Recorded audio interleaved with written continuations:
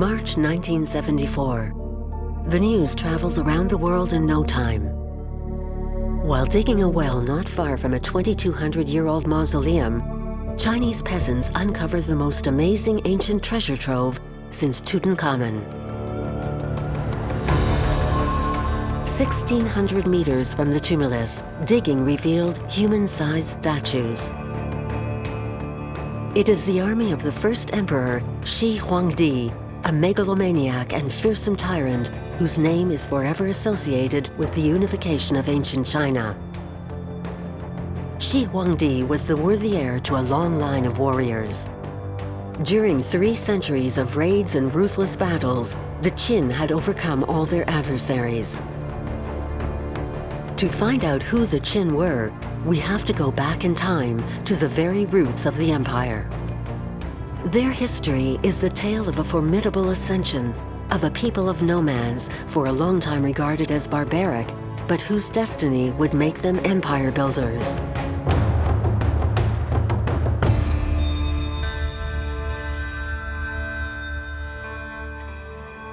To grasp the power of a nation, we often have to explore its history. China is no exception and has no end of fascinating secrets to reveal. For the first time, the Middle Kingdom is opening its doors for a journey back to the very roots of Chinese civilization.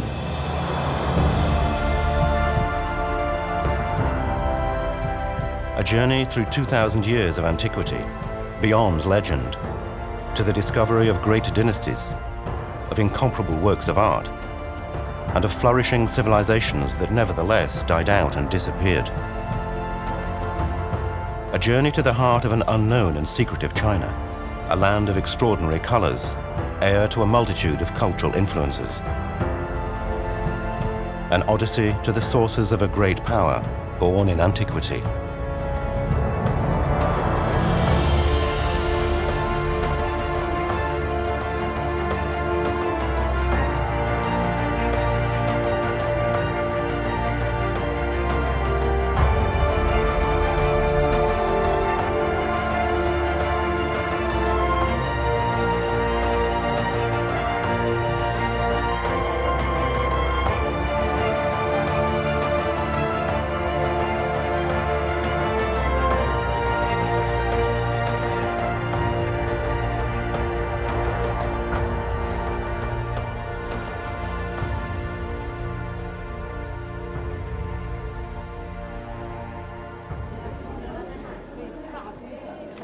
Since the first discoveries in 1974, things have changed at Xi Huangdi's mausoleum.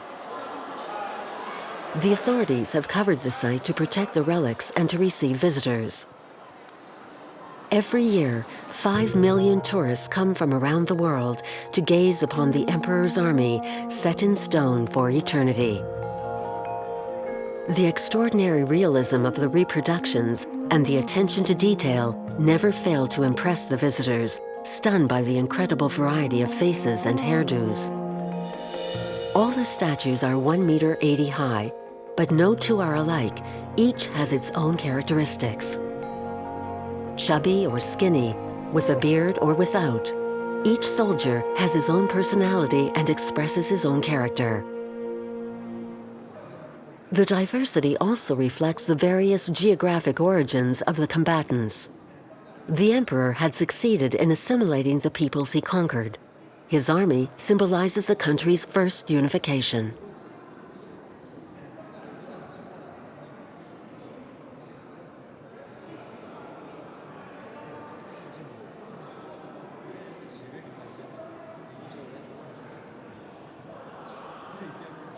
It's a complex and delicate task for the archaeologists. The warriors have to be freed from a coating of clay hardened over time, piece them together when they're broken, and enable them to stand up and form ranks.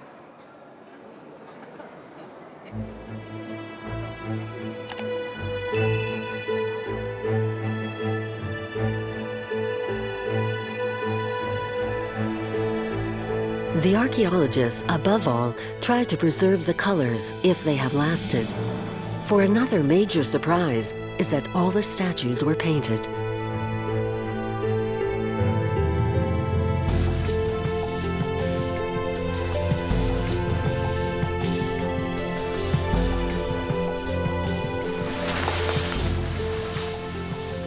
The finest pieces are preserved in secure rooms. Scientists work on safeguarding the colors that have resisted the centuries.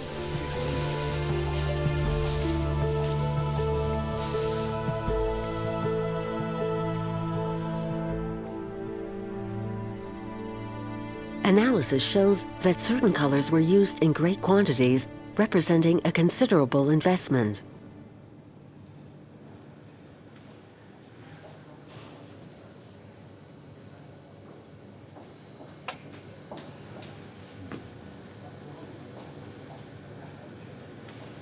It's a white pigment obtained from burnt animal bones. At the time, only someone with great power like Shi Huangdi had access to such a multitude of pigments.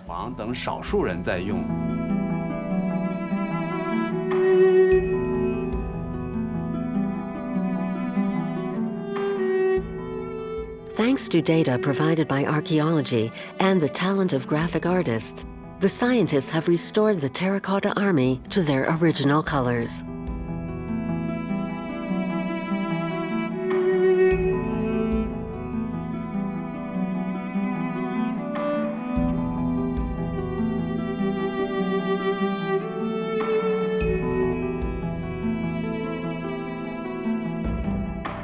Artists in ancient China used 5 colors: white, black, red, blue, and yellow. They came from different regions and reflected a great diversity of environments and climates. Some scientists believe the use of these pigments showed that Xi Huangdi dominated a vast territory where he could freely exploit every resource.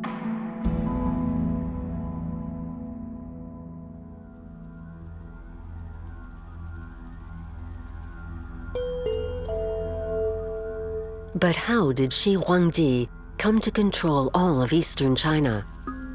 His people, the Qin, underwent an incredible and unpredictable transformation. The civilized peoples, like the Zhou, who occupied the middle Yellow River Valley, regarded the surrounding tribes as barbarians, giving nicknames to the foreigners to be found to the north, south, east, and west of them. And it was to the west, beyond the boundaries of the civilized kingdoms, that lay the lands of the Qin. Even though they were regarded as savages, the Qin maintained relations with their powerful neighbors. In any case, the Qin came from the west, that's for sure. Originally from the regions that were outside what we can regard as the Chinese world at the time of the Shang and the Zhou. We also know that the Qin were a group that had at one time been close to the Zhou royal family, because the Zhou royal family had actually entrusted one of the Qin family chiefs with the task of raising his horses.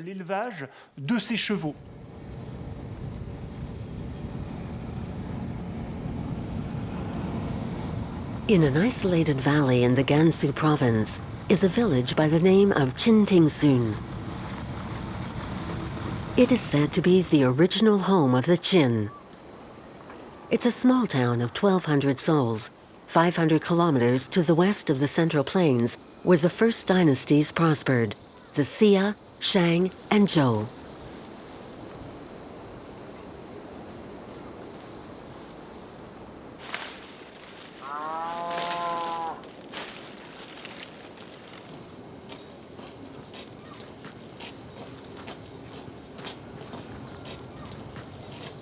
The inhabitants today live from animal husbandry and corn farming.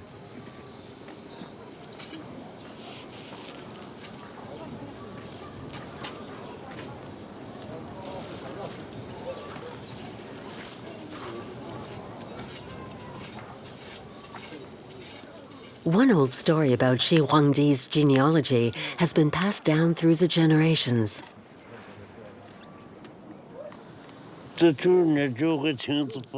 One day, a very old man told me that the ancestors of the first emperor bred horses here. It's a story that's been handed down by word of mouth for at least 1,000 years.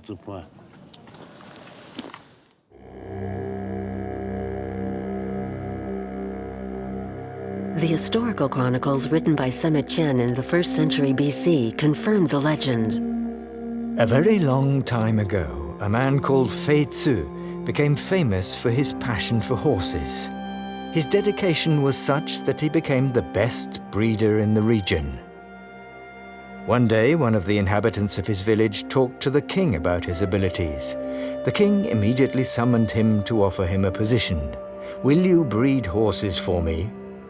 Fei Tzu applied himself to the task so well that the number of horses increased considerably. The king was very satisfied with his services and so gave him the land known by the name of Qin.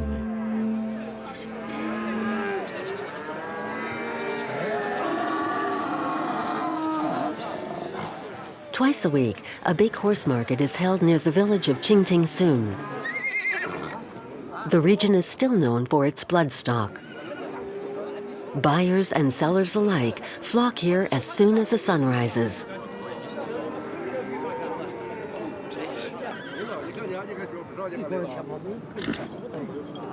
Negotiations are tough, but in just a few hours, whole strings of horses have changed hands.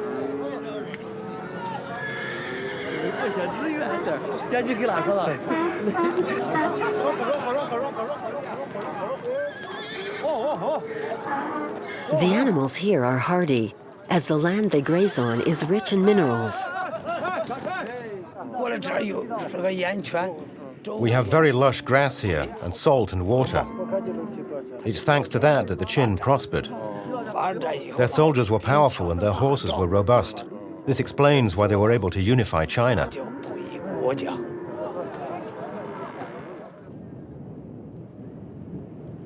The Qin were originally a nomadic tribe. But as they were excellent horse breeders and horses were indispensable in times of war, they were no doubt able to become more powerful.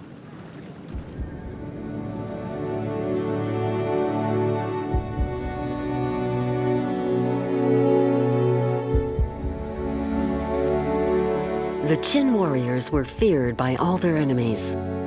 They adopted certain techniques from some of their neighbors, as revealed by the latest archaeological discoveries.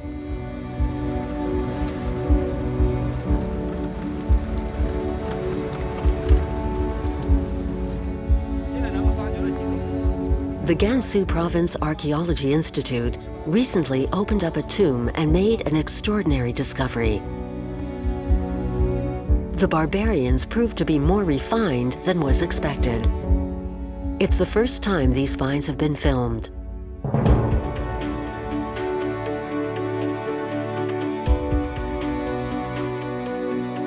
This battle chariot was decoratively covered in precious metals.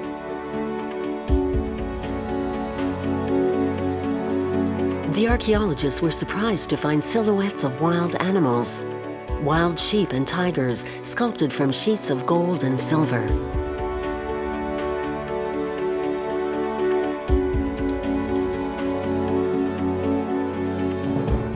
The project leader has reconstructed the chariot using CGI.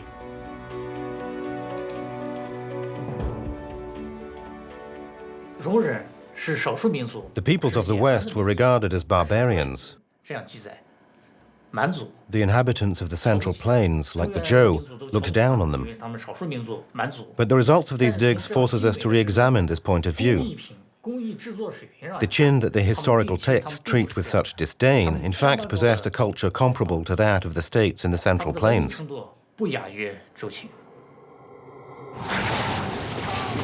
In 770 BC, the kingdom of the Zhou was weakened. Fighting among their vassals was becoming widespread. Everyone wanted more land and power. It was the beginning of almost 500 years of war. The region dominated by the Zhou was divided up into rival states. Alliances were made and broken. In 450 BC, the Warring States period began. 7 major states emerged and finally freed themselves from the Zhou's control. Among them was the Qin. The Qin initially tried to take advantage of the situation, but their offensives to seize neighboring states were unsuccessful. Every attack was repelled.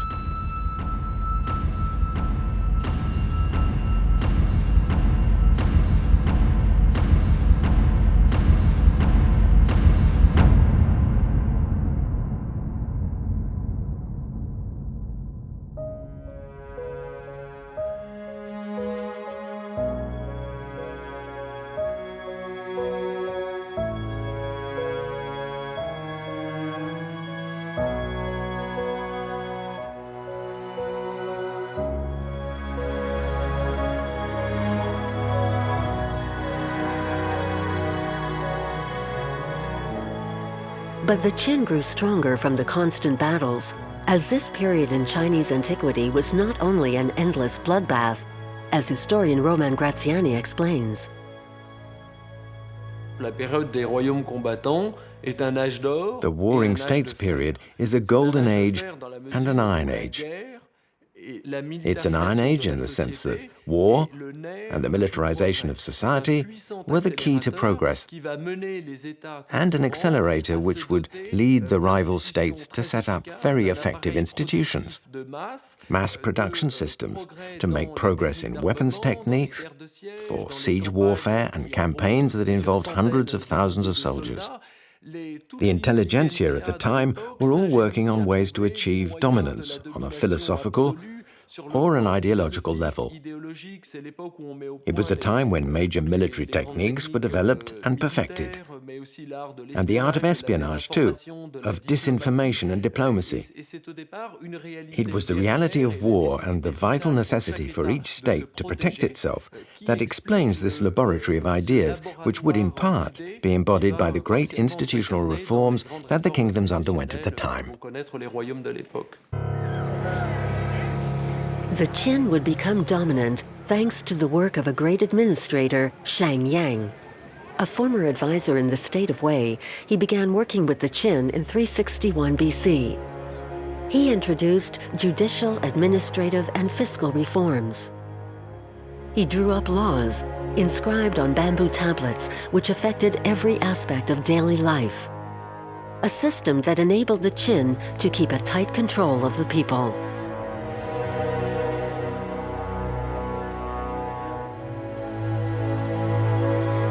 Shang Yang organized the state around a single essential activity: war. Shang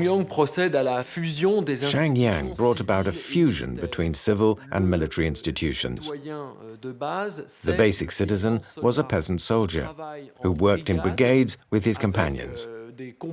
And they were also companions in arms when they fought under Qin colors. They cut down the corn in the fields, and they cut down their enemies, according to the same logic. Society itself was entirely subjected to this process of discipline, control, and surveillance, which was based more on martial law than on civil institutions. The chronicles recount how Shang Yang introduced a very simple system for promotion: a head for a rank. For each enemy head, the Qin soldiers climbed another rung in the army's pyramidical hierarchy. One recently discovered document seems to confirm the existence of this system: a few characters on a wooden tablet about 20 centimeters long. A letter from 2 soldiers to their mother more than 2,000 years ago. The second month, the day of Xinxi, Heifu and I send you our most humble greetings and ask Zhong, is our mother well? As for us, we are not doing too badly. Heifu and the others fought for a long time to capture the city of Huayan, which had rebelled. No one knows how many were wounded. When you receive this letter, please reply to tell us if news of our promotion has reached the village. The letter implies a merit system for promotion. Among the Qin, war seems to have been a springboard for social advancement.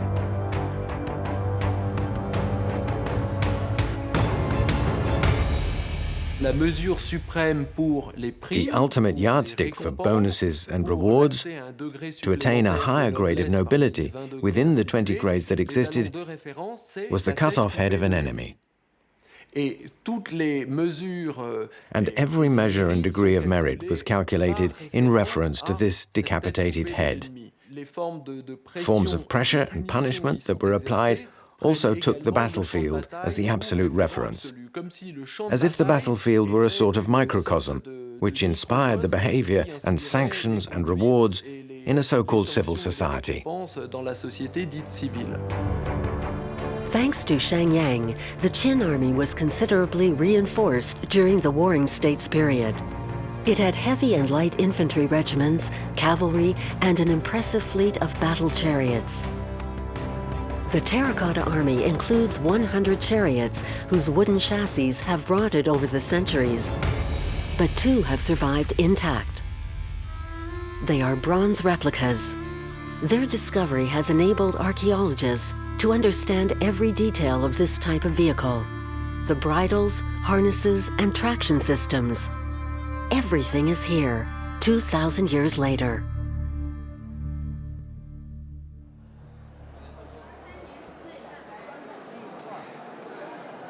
Excavation work at Qin Shi Huangdi's mausoleum has never really stopped since the mid-70s.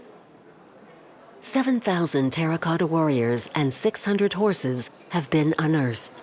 The slightest piece of the three-dimensional puzzle is painstakingly restored.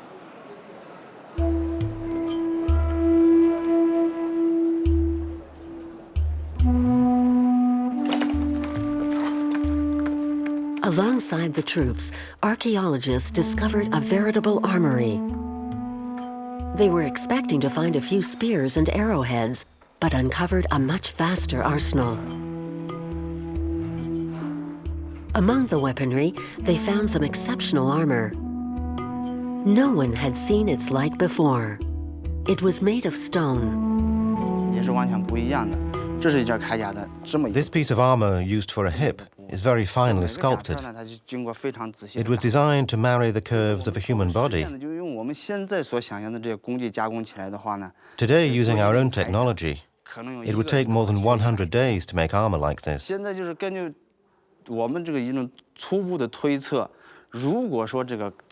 to the size of the site, we estimate there are around 100 full sets of armor. Imagine the work that must have entailed to make it, and how hard it would have been for the workers.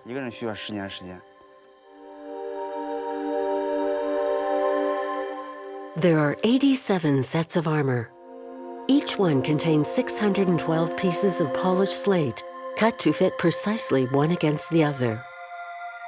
Of course, no soldiers at the time wore stone armor. The emperor's soldiers were clothed in iron and leather, but the king wanted to be certain that this arsenal would resist the ravages of time and climatic conditions. Only a terracotta army could wear these ceremonial costumes.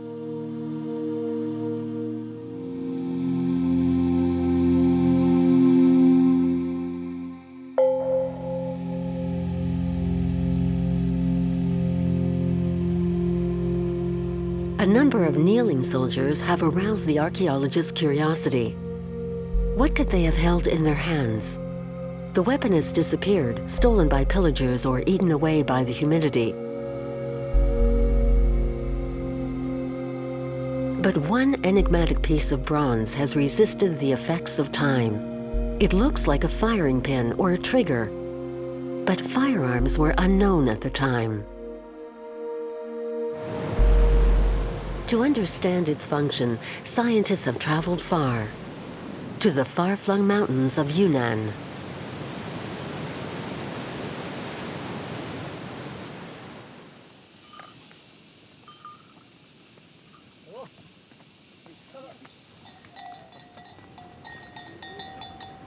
It's a 3-hour walk along a steep, winding path to reach the village on the mountainside.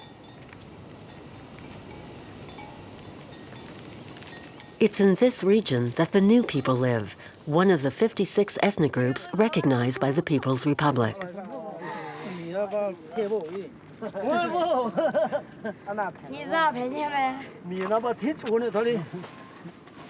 The weapon they use for hunting has been known since antiquity. Do you have one? Of course I have one. It's a projectile shooting weapon similar to a crossbow.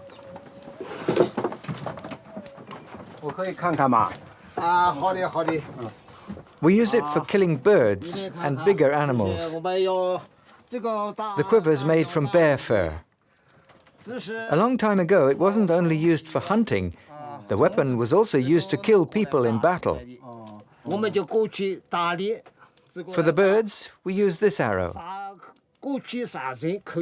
For bigger animals, we use this one. We choose the arrow depending on the situation. The bow is made of oak. The trigger is cowbone. The men from the village regularly organize shooting contests.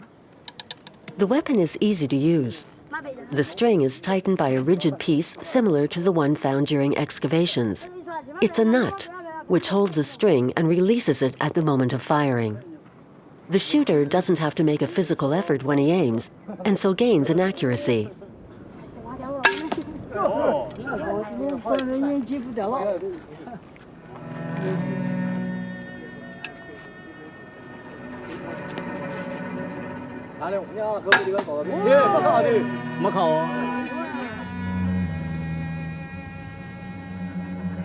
Professor Takashi Kitamura is an expert on ancient Chinese weapons.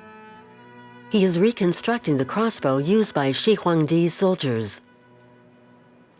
The Qin had improved the system by making a nut and trigger mechanism from bronze. Originally, the piece had been carved from an animal bone and was relatively fragile. This technological advance allowed the string to be drawn much tighter, and the weapon became more powerful. The arrow is placed in the nut like this. Then the string is tightened against the nut.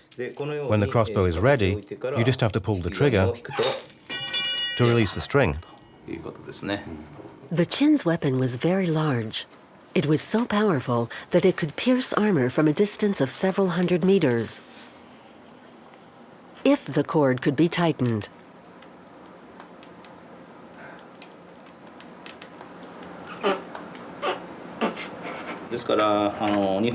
Japan is known for having adopted and adapted certain technologies, but China has been doing this since antiquity.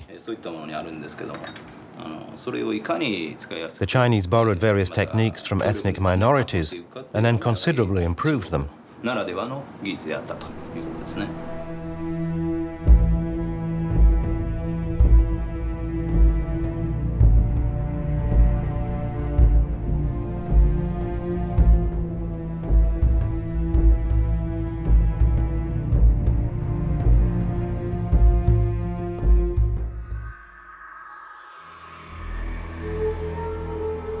The kneeling warriors were therefore elite troops, feared by every other army at the time. Crossbowmen.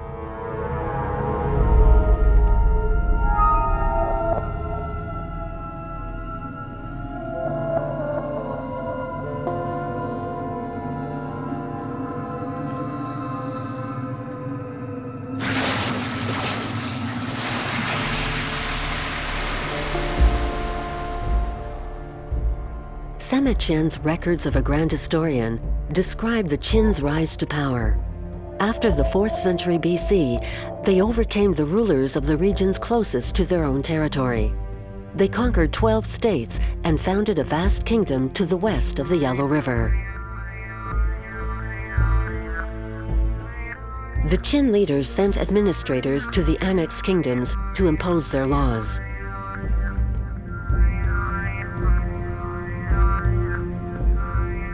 But it was an arduous task, as the conquered populations had cultures far removed from their new masters.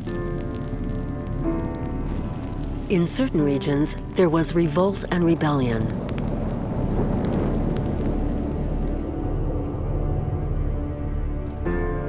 In 340 BC, the Qin reached the heart of the Central Plains and took over the state of Wei. In 316, they swept to the south, towards the banks of the Yangtze, and seized control of one of the richest agricultural regions, centered on what is today the Sichuan province, the land of the Ba Shu people.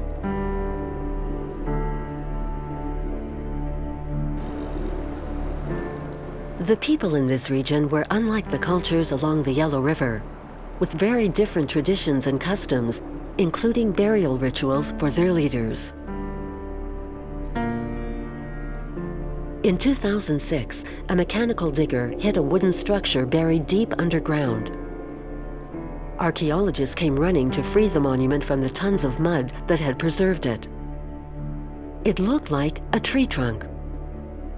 All sorts of hypotheses were put forward until a crane opened up the astonishing sarcophagus. It was the tomb of an important figure. The burial method and the objects accompanying the deceased are typical of the region. Certain bronze pieces bear inscriptions that still have not been deciphered. This is the Ba Shu sarcophagus. The Qin discovered sedentary populations. The Ba Shu were farmers and woodworkers. They buried their dead in boat-shaped coffins.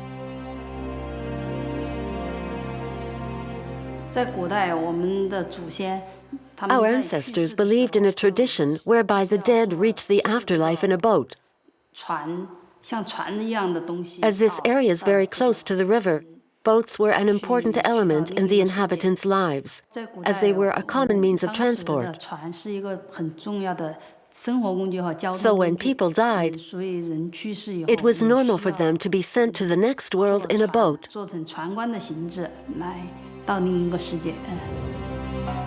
Despite the resistance they met, the Qin continued to advance to the east and the south. In 277 BC, their armies swept over the southeast.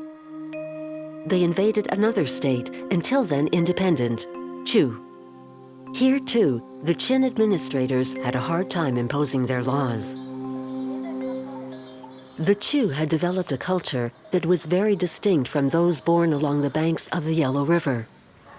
They had notably adopted certain customs from peoples they had conquered, such as shamanism, a practice that still lives on in certain villages in the modern-day Hubei province.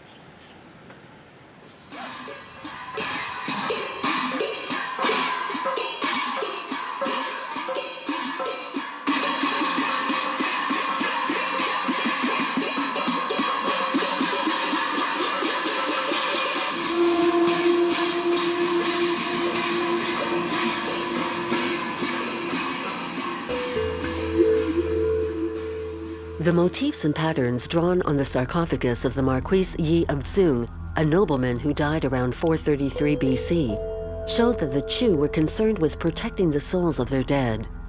Horned man-bird figures and guards armed with spears are present to repel evil spirits. They are protective divinities. The Qin would find a way to resolve the cultural differences. They presented themselves as worthy heirs to the Zhou and adopted a number of their codes and customs. The Qin sovereigns used a certain number of words and expressions in their inscriptions that had previously been used by Zhou sovereigns.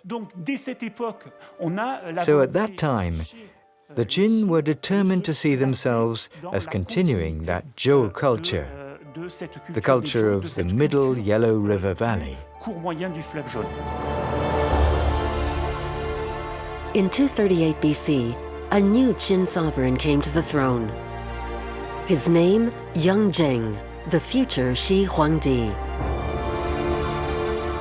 The old Zhou dynasty had by now disappeared. Yang Zheng would make his predecessors' dreams of domination come true through the unification of every state.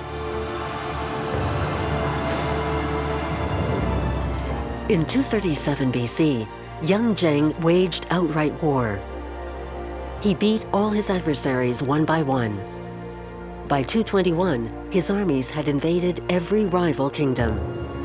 Yang Jing assumed the title of Shi Huangdi, the first emperor. He had achieved the dream of countless Chinese rulers. Le premier empereur, en un sens, The first emperor, in a sense, realized the messianic hopes of several generations of thinkers who had wanted to bring an end to the diversity and plurality that was a constant source of conflict and war. Those who aspired to peace were convinced that peace would only come through the unification of the whole territory. All the thinkers categorically agreed on that, and that unification would be brought about by the actions of one man, of the unique man, the great man, who would appear and put an end to centuries of discord. The emperor made laws, unified weight and measuring systems, revised writing, and created income tax. Along the northern borders, hundreds of thousands of workers began a gigantic task, building a great wall 2,400 kilometers long to link existing fortifications and drive back hordes of invading barbaric horsemen.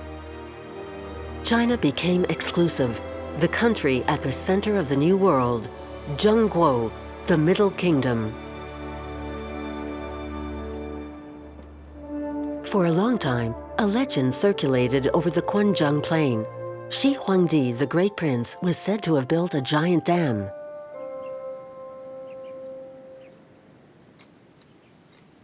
Professor Ching has walked every inch of the plain. He has retraced the course of the river and of time.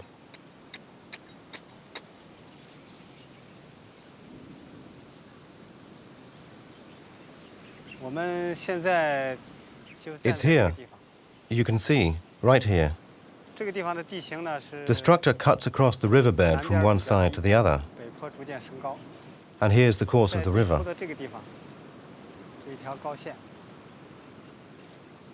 Professor Ching has found levees apparently man-made. The material used to build the mounds was packed earth, and he has no doubt they are 2,000 years old and part of an enormous dam.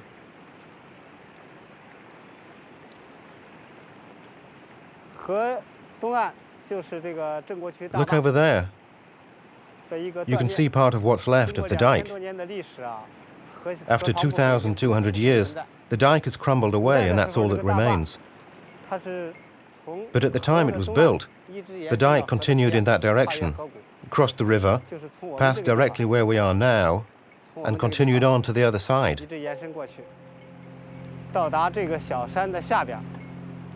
In other words, this dike stopped the flow of the river and formed an enormous dam.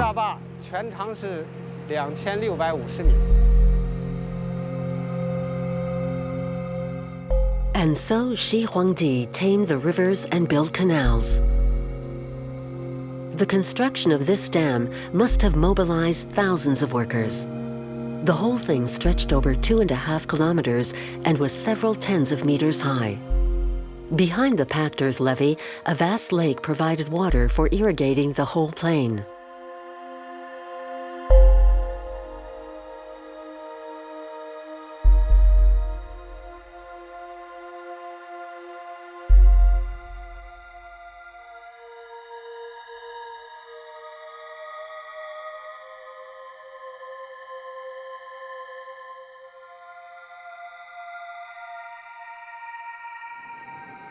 The first emperor spent part of his reign traveling around his vast kingdom, inspecting work in progress.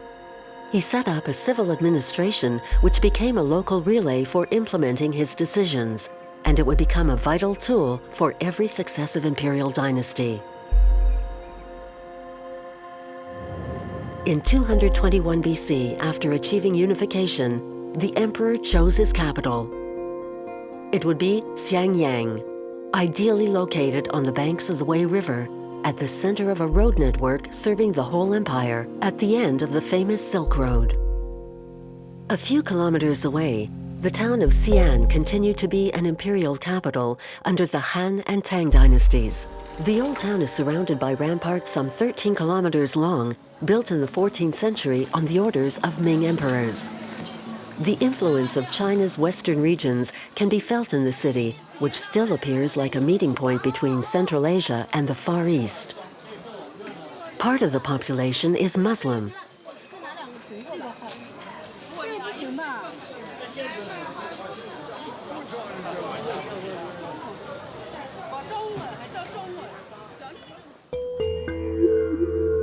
Shi Huangdi didn't choose the site by chance. Its position corresponded to his desire to be at the center of the universe, an obsession which was quite clearly embodied on the ground. It is in the outskirts of the modern city of Xi'an that archaeologists have located Shi Huangdi's palace. The fortunate discovery of 5,000 clay seals on a construction site provided the solution to a mystery that had endured for over 2,000 years.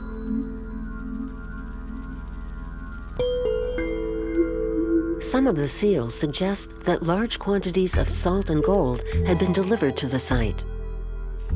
The archaeologists suppose that it must have been a very important place. Semet Chen's chronicles speak of a polar temple. Devoted to a celestial cult, the building is thought to have symbolized the Northern Star. Have the scientists found where the temple was built?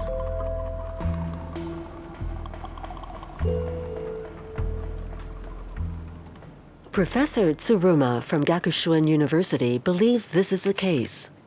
He first of all located where the seals were discovered on a satellite image. It was in the center of the imperial capital's official buildings. The Japanese scientists are convinced this is the site of the solar temple Semet Chen mentions in his chronicles.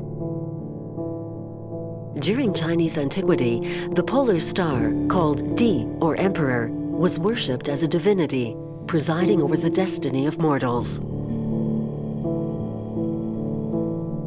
Shi Huangdi sought to combine his authority with the stars.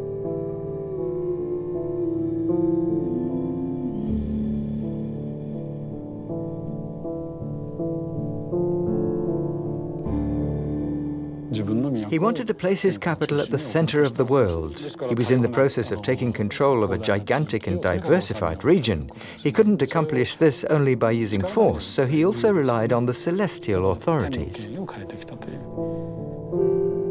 After unification, Xi Huangdi gave up the title of Wang, or king, and took that of Huangdi, or emperor. He even proclaimed himself Shi Huangdi, the first emperor. The title Huangdi comes from the association of the word Huang, which means shining, and the term Di for the North Star. But the polar temple is not the only building to refer to the heavens. Professor Tsuruma believes the whole capital was built according to a particular plan, inspired by the heavenly vault.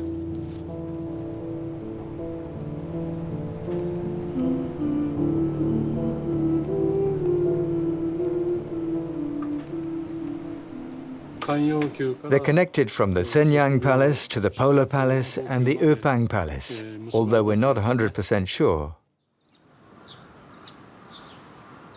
The location illustrated on the satellite photo has to be superimposed over the position of the stars. But after 2,200 years, the skyscape has changed. The stars have changed place. Astronomers from Japan's National Observatory are able to remodel the sky as the Chinese would have seen it in 221 BC. At the time, the pole star was situated at the end of the Little Bear constellation. Today, it's on the other side.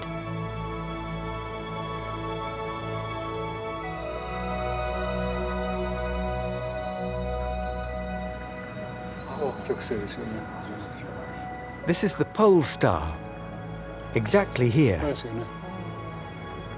The Milky Way corresponds to the River Wei.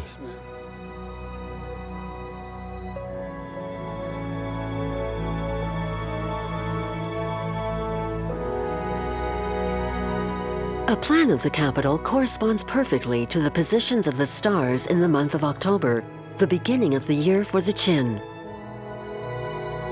The Shang Yang Palace is to the north of the River Wei. It corresponds to the Pegasus constellation. In Chinese, the rough square of Pegasus is called Yingxi, which means palace. The ruins of the bridge spanning the river were uncovered in the summer of 2012. The site follows a path of Cassiopeia. The Chinese call this constellation Gedeon, the bridge which crosses the Milky Way. The Polar Temple is at the exact point occupied by the North Star at that time. That looks fine. It fits very well like that.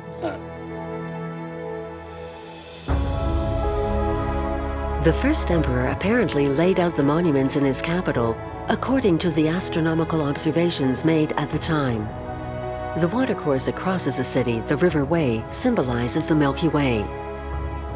Palaces and monuments were built according to the positions of the main constellations.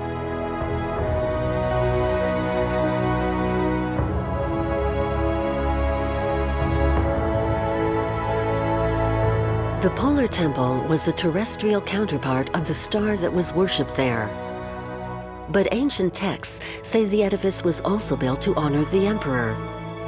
The star and the man were assimilated.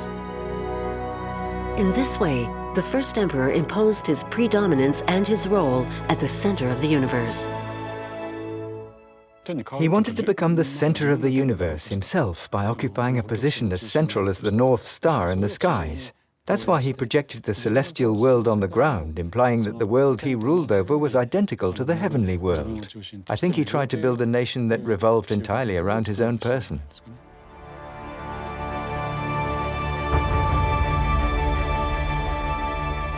Qin Shi Huangdi died in 210 BC. His dynasty survived for only a few more years before being supplanted by the Han dynasty.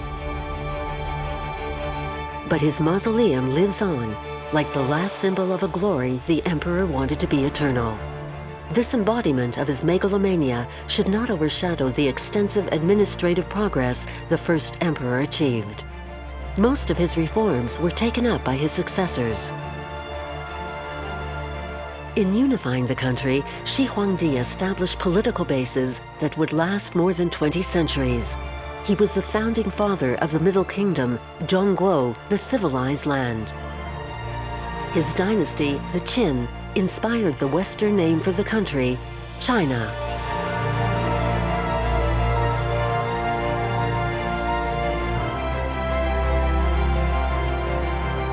The modern-day Chinese find their roots in this story.